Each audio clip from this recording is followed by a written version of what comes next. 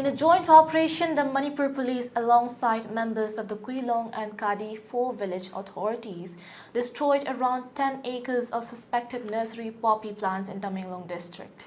The operations, conducted from September 27 to October 3, targeted poppy plantations in Tamenglong Part 2 and Kadi 4 villages under the jurisdiction of Manipur Police Station. Approximately 4 to 5 acres were cleared in Tamenglong Part 2 village and 5 to 6 acres were destroyed in Kadi 4 village. The suspected illegal cultivation, believed to be the work of unknown individuals, was uncovered through coordinated efforts of local authorities and law enforcement.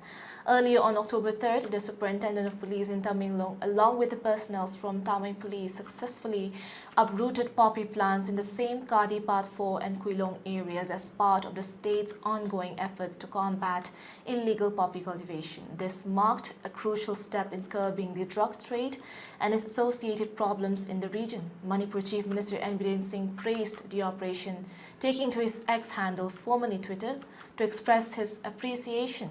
Appreciate your efforts in eradicating the illegal plantations of poppy and drugs businesses from our Manipur state.